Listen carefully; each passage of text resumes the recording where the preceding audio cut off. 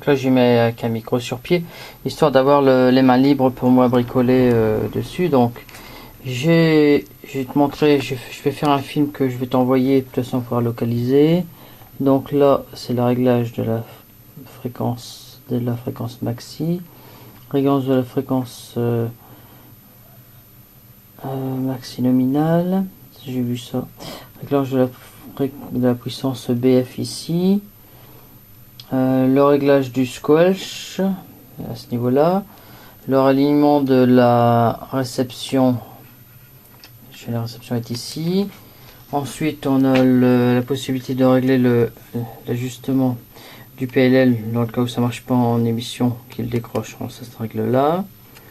La réception au niveau du PLL ici, le réglage de la fréquence avec précision comme on l'a fait tout à l'heure en fréquence mètre, c'est à ce niveau-ci.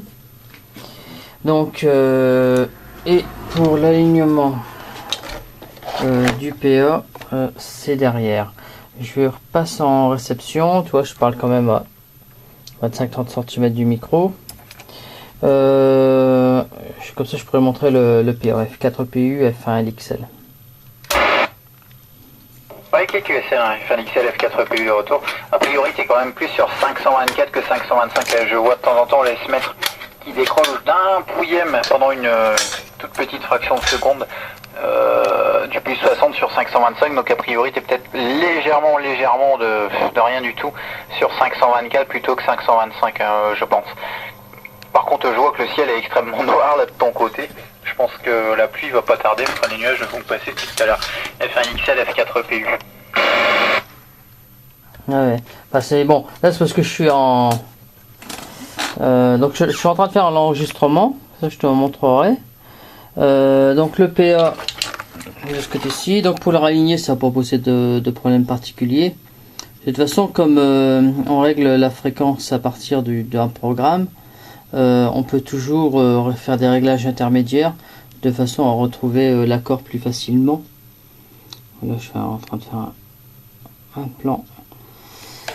Voilà. Donc je me suis inspiré de la documentation trouvée sur le site de F5 JPZ. Donc on y trouve une documentation sur la TR680, la documentation est quand même très complète. Alors, je sais pas si tu te souviens, mais l'interface c'est toi qui l'avais faite. L'interface de programmation, on avait fait ça quand on était encore au Radio Club à Jaumont.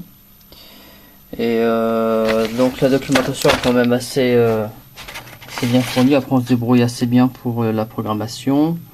Donc ça c'est les différents potentiomètres qu'on a réglés ensemble tout à l'heure. Tu m'as dit si ça allait mieux ou pas. Ici. Donc la doc vraiment elle est impeccable, hein. C'est vraiment une mine d'or concernant le site. J'ai tout imprimé. La seule chose aussi qu'il faut voir, c'est le pas du synthétiseur sur la TR680. En plus la TR680, il faut regarder un petit peu la documentation qui est derrière, enfin je veux dire le pack signalétique. Ouais, par exemple c'est un 9211 MAD, puisque ces émetteurs là j'ai trouvé des références qui fonctionnent de 40 à 400 mégas selon la configuration interne. Donc il faut regarder un petit peu sur cette plaque là. Et à ce moment-là, on arrive à trouver la bande correspondante. Voilà, 9211 MAD. Le D correspondant au pas du synthétiseur. F4 PU, F1 XL. Ok, QSR, F4 PU de retour. J'essaie de regarder sur internet là, mais malheureusement, c'est une énième fois déconnecté. F5 JPZ, j'ai copié-collé pour oublier l'indicatif. Oui, je me souviens de l'interface, oui, il y a déjà un moment. Je crois que ça doit faire au moins... j'habitais encore ici quand je l'ai fait, donc ça doit faire au moins presque 4 ans, minimum. Ben ouais, c'était quand j'ai parti ici, donc 3 ans, presque 4 ans. Ça fait déjà un bout de temps. Bon, j'essaye de me reconnecter pour voir ça. Ok, pour le film, il n'y a pas de problème. Regardons ça. Faire une capture d'écran.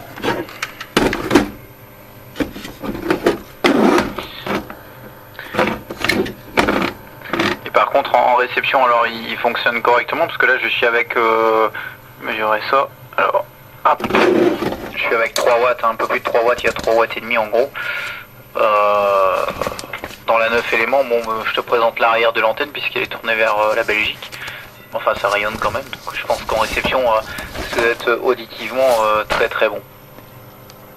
Et tu me diras un peu si s'il est monocanal ou si tu arrives à avoir d'autres fréquences via un jeu de combinaison, ou je sais pas, où il y a peut-être même un VFO, là, je ne sais pas, tu me diras ça, je me souviens plus trop la tête qu'ils ont là, F1 XL, F4 PU portable. Voilà, bah, pour la réception, bah, tu pourras juger toi-même de la qualité de la réception parce que tu t'entendras. Oui, alors il y a 16 canaux. 16 canaux dessus, mais j'ai dû changer la 2716. Donc, je vais te montrer sur un autre appareil. La 2716, donc c'est ce circuit-ci. Celui-là.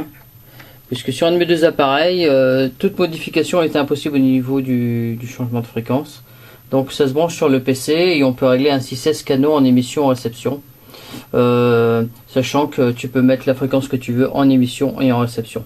Donc pas de problème pour tout ce qui est utilisation via relais. Donc oui, ça marche très très bien en réception. Hein. Ça marche bien. J'ai un autre modèle qui doit être ici. Lui qui était une version UHF. Là on va voir sur la plaque signalétique que de toute façon la référence est différente. Là c'est la TR687. Alors j'ai trouvé donc quand tu regardes un ATR 680, puisque tu m'as demandé à quoi ça ressemblait,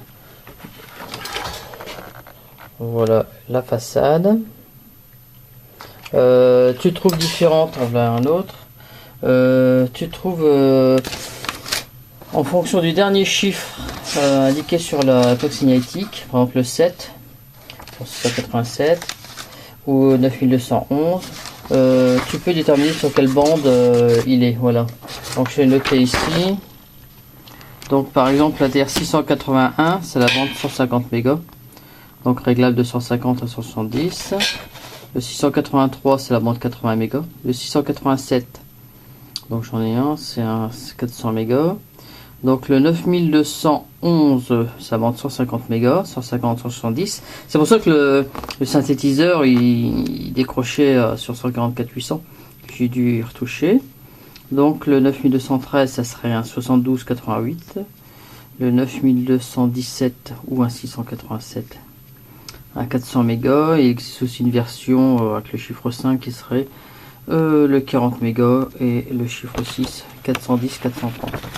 Donc voilà, donc ça c'est intéressant si on fait d'autres récupérations de pouvoir ainsi reprogrammer et réaligner ces émetteurs. Alors une petite modification que je te montrerai, enfin que tu verras. Ici j'ai dû faire un shunt entre la bande 5 et 6 parce qu'à l'origine dans ces émetteurs là il y a une petite carte que je vais te montrer dès que je l'aurai retrouvée. Voilà, c'est ici. Donc ça doit être une carte qui doit servir. Ah, je me suis éloigné du micro. C'est une carte qui doit servir pour les appels sélectifs. Donc il faut l'enlever parce que sinon on n'a absolument aucune réception. Et chanter entre le 5 et le 6 si le petit strap a été coupé, le rétablir. Voilà, on le voit bien ici sur le film. F4 PU F1 XL. Ouais, ok, donc si ça se trouve, ils avaient peut-être la fonction CTCSS, DCS, un truc de ce style-là. Oui, certainement. Mais comme tout ça, je présume que les codes sont dans la mémoire qui est sur la carte. Je suis en train de te visualiser. Je présume que suite à ça, j'avais aucune réception. Donc, j'ai enlevé la carte. Et évidemment, j'avais plus rien qui marchait. Enfin, j'avais aucune réception. J'ai vu que le circuit imprimé avait été gratté. Donc, je me suis dit, tiens. Du coup, j'ai refait la soudure. Et la réception est réapparue. Bonne affaire. Donc, j'étais bien content. Donc, cette carte est tout à fait obsolète pour nous. Hein. Ça marche sans. Je présume que c'est vendu un peu en option. Que c'était vendu en option. Et que lorsqu'ils inséraient la carte, ils coupaient le pont qu'on repère ici par une pointe de soudure, de toute façon à ce que le circuit passe dans cette carte. Voilà, donc je l'ai enlevé et maintenant ça fonctionne. Donc je vais refaire un réglage au niveau du PA maintenant que tout est bien aligné. Un petit fignolage.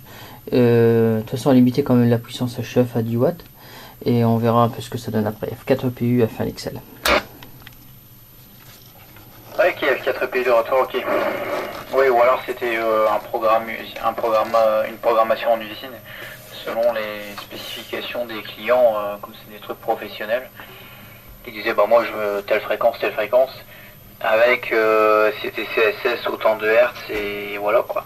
Parce que bon, avec les récepteurs modernes, si le CTCSS n'est pas la même que le récepteur, entre l'émetteur et le récepteur, ils ne sont pas sur les mêmes CTCSS, ou qu'il y en a un qui en envoie et l'autre n'en reçoit rien, les récepteurs ils restent complètement sourds.